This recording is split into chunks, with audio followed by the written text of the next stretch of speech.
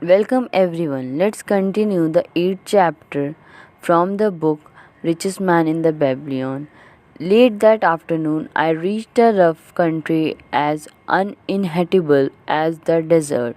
The sharp rock bruised the feet of my faithful camel, and soon they were picking their way slowly and painfully along.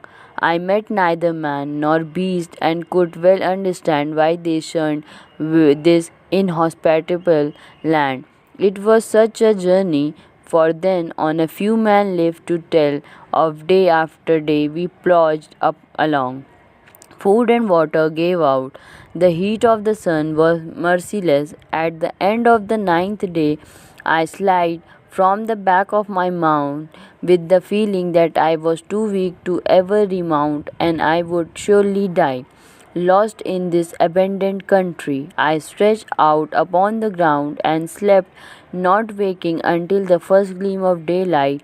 I sat up and looked about me. There was a coolness in the morning air. My camel lay dejected not far away. About me was a vast waste of broken country covered with rock and sand and thorny things, no sign of water, not to eat for man or camel. Could it be that in the peaceful quiet I faced my end, my mind was clearer than it has ever before? My body now seemed of little importance. My parched and bleeding lips, my dry and swollen tongue, my empty stomach, all had lost their supreme agonies of the day before.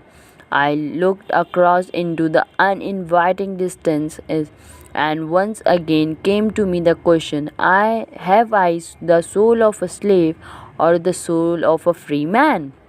And then, with clearness, I realized that if I had the soul of a slave, I should give up, lie down in the desert and die, a fitting end for a runaway slave.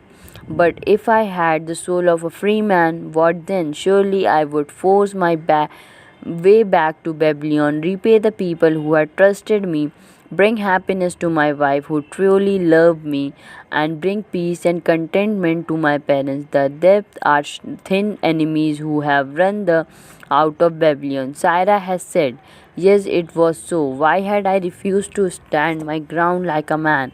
Why had I permitted my wife to go back to her father? Then a strange thing happened. All the world seemed to be a different color, as though I had been looking at it through a colored stone which had suddenly been removed. At last I saw the true value in life. Die in the desert, not I. With a vision, I saw the thing that must do. First, I would go back to Babylon and face everyone to whom I owed an unpaid debt.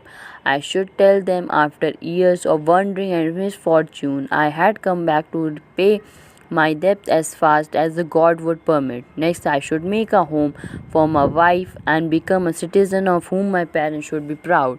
My debt were my enemies, but the man I owed were my friends, for they had trusted me and believed in me. I staggered weakly to my fate. What matter hunger? What matter thirst? They were but incident on the road to Babylon.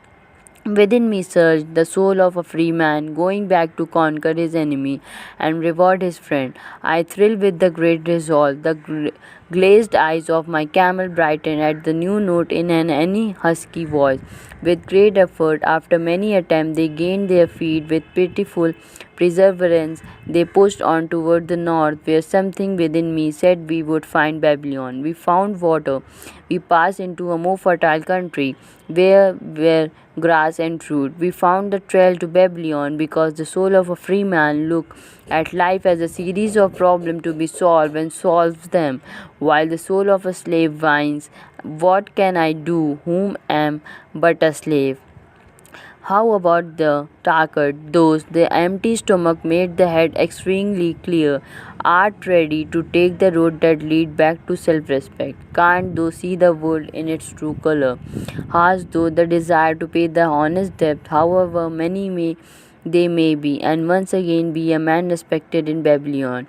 Moisture came to the eyes of the youth. He rose eagerly to his knees. Thou hast shown me a vision. Already I feel the soul of a free man surge me within me. But how far your upon your return. Question an interested listener. Where the determination is the way, we can be found. Dabesa replied, I know had the determination, so I set out to find a way. First I visited every man to whom I was indebted and begged his indulgence until I could earn that which will repay. Most of them met me gladly, several relieved me, but others offered to help me. One indeed did give me the very help I needed. It was Mathan, the gold lender. Learning that I had been a camel tender inside there, he sent me to old Nebuchadnezzar, the camel trader just commissioned by our good king to purchase many herd of sound camel for the great expedition. With him, my knowledge of camel I put to good use. Gradually, I was able to repay every copper and every piece of silver. Then, at last, I could hold my head and feel that I was an honorable man among men. Again, Debasar turned into his food. Coarser though his nail, he called loudly to be heard in the kitchen. The food is cold. Bring me more meat fresh from the roasting. Bring though also a very large portion for Tucker, the son of my old friend, who is hungry and shall eat with me. So ended the tale of Debasar, the camel trader of old Babylon. He found his own soul when he realized a great truth, a truth that had been known and used by a wise man long before his time. It has led men of all ages out of difficulty and into success, and it will continue to do so for those who have the wisdom to understand its magic power. It is for any man to use who read this line. Where the determination is, the way can be found. Where the determination is, the way can be found. इस पूरी story की यही कहानी है कि अगर हमारे अंदर ताकत है किसी भी चीज़ को करने की तो वो हम कर ले जाएंगे। भले हम किसी से पैसा ले सकते हैं, वो बर्बाद भी हो सकते हैं, हम उसके लिए नहीं भी रिटर्न कर सकते हैं, लेकिन अगर हमारे अंदर पोटेंशियल है किसी की भी चीज़ को लेके और फिर उसको रिटर्न करने का, तो हम किसी भी कंडीशन में किसी भी सिचुएशन में उसको रिटर्न कर सकेंगे। ये पूरी कहानी थी डेबेसर की, और ये हम सेम स्टोरी हमारी रियल लाइफ में भी आती है कि हम लोग अगर किसी से कुछ भी लेते हैं तो उसको हमें रीपे करना चाहिए। भले उस टाइम पे ना कर पाए, लेकिन करना ज़रूर चाहिए, और ये हो के ही रहेगा किसी भी हाल में, किसी भी कीमत पे। इसीलिए कहा गया where the determination is the way can be found. और बाकी की जो स्टोरी है जो पार्ट फर्स्ट में है वो आप लोग देख सकते हैं। If you like this video then hit the like button and thank you.